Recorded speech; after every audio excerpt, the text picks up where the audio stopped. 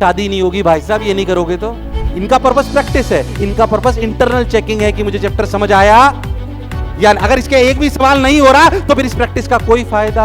Logically पढ़िए। बोलोगे और यार पता नहीं क्या हुआ, पता नहीं क्या हुआ, नहीं पता है हमें कि क्या हुआ है। इसकी कैलकुलेशन करते हैं अपन। ध्यान सुनना, अगर आप ध्यान से देखो तो इस 25,000 सवाल करके रिवाइज कर लेंगे, क्या हमारा सिलेक्शन हो जाएगा?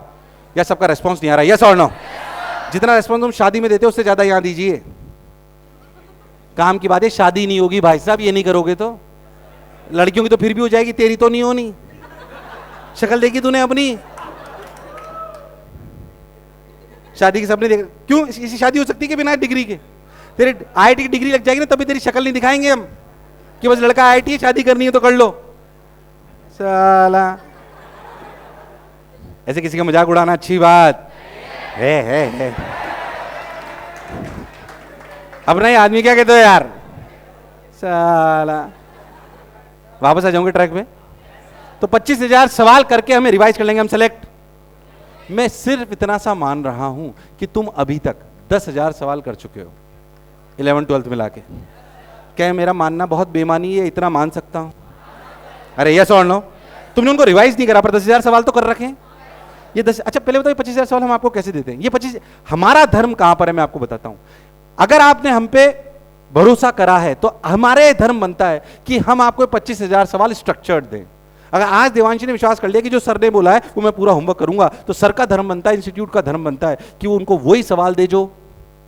अगर मैं आपको अनस्ट्रक्चर्ड मटेरियल दे दूं कि रोटेशन पे मैंने 500 सवाल करा दिए और पता लगा हीट पे मैंने 10 सवाल करा के खत्म करा दिया, तो भले आपने मेहनत उतनी ही करी हो पर आपको फायदा होने वाला। आपने तो 25,000 सवाल करे। What is the point of doing it? Yes और नो? अपन बेसिकली चलते हैं। 25,000 सवाल कहां कहां करेंगे आप? ध्यान सुनिएगा। ये 25,000 सवाल आप करोगे शीट में। शीट की एक्सरसाइज 1, 2 और 3 अगर अपन जोड़ लें, PYQ अलग रखेंगे, एक्सरसाइज 1, एक्सरसाइज 2 और एक्सरसाइज 3, अगर इनको हम जोड़ लें ये करीब करीब 10,000 सवाल हैं अप्रोक्सीमेटली। 9:30 से लेकर 10:30 के बीच में होंगे कहीं ना कहीं। अप्रोक्सीमेटली 10,000 सवाल हैं। कितने?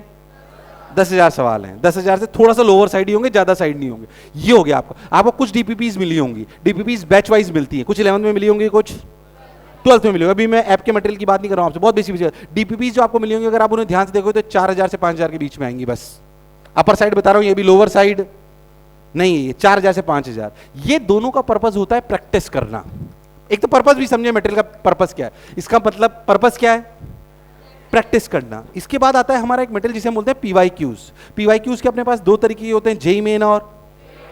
क्या आपको जेईई मेन के कम से भी कम पिछले 10 साल के पेपर करने चाहिए? पिछले 5 साल में अगर आप ध्यान से देखो तो क्या हर बार 8-8 पेपर हुए हैं? कितने हुए हैं? कितने? 8-5 जा, और एक पेपर में कितने सवाल आ रहे हैं? 90। कितने आ रहे हैं? 90। तो 8-5 जा 40, 40 इंटू 9 क्या 3,600 सवाल? और उसके पिछले 5 साल में फिर से एक बार और जोड़ लो, बोलो यस और नो?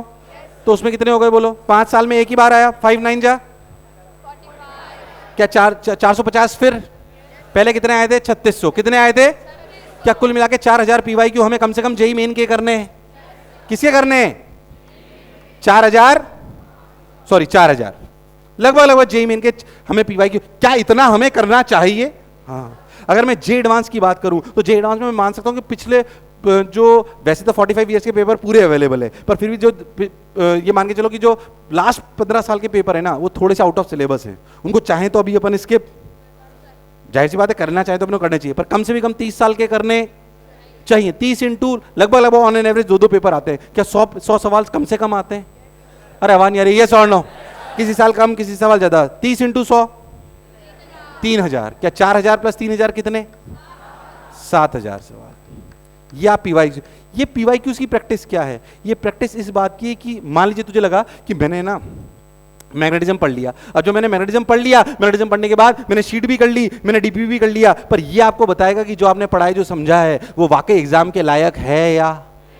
ये सही बताऊं तो इंटरनल टेस्टिंग है कि मुझे चैप्टर समझ आया या?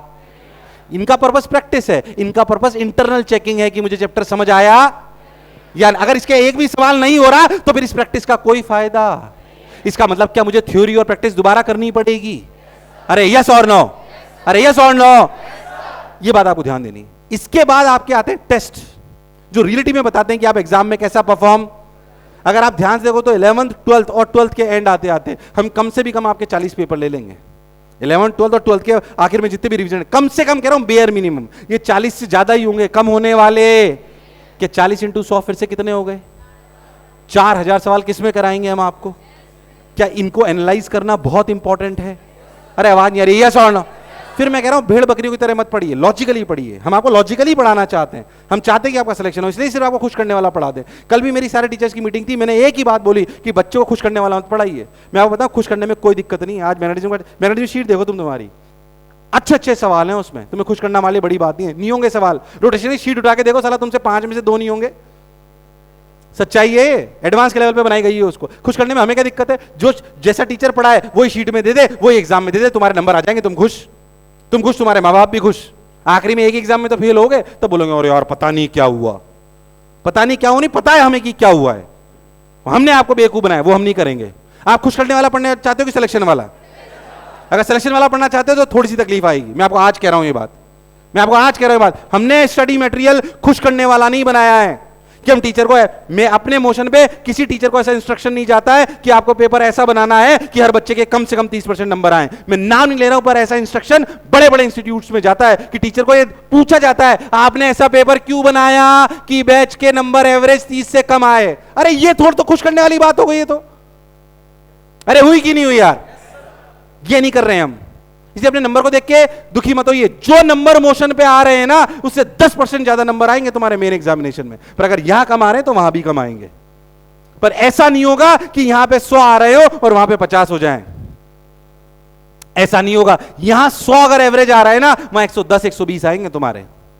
ये भी तुम्हें दावे से कह सकता हूं। आखिरी के जो तुम्हारे टेस्ट होंगे ना, फुल सिलेबस, जो तुम्हारे नंबर आएंगे ना मोशन में, उससे ज्यादा आएंगे मेन एग्जाम में। दावे के साथ कह सकता हूं ये बात आपको। क्या मेरी बात एकदम क्लियर है? इसे इन टेस्ट पे फोकस करेंगे। सबसे ज्यादा हमें हमारी कमियां कौन बताता है? टेस्ट। कि हम क्या वीक कर रहे हैं, हमारी स्किल वीक है, हमारी स्पीड वीक है, हमें चैप्टर आता है या? सबसे ज्यादा कौन बताता है? टेस्ट। 4000 7000 कितने? 11। इसको 10 और 4 पकड़ लो, कितना? 14। 14 और 11 कितने? ये देखो 7 और ये 4 11। 11 और ये, क्या मेरी बात क्लियर है? इसमें से कितने कर चुके हो तुम? इसके अलावा जो एक चीज मैं और तुम्हें कहना चाहता हूं, जो एक्स्ट्रा है पर वो अपने को करनी पड़ेगी, जो तुम्हें करनी, ध्यान सुनना। क्या हुआ?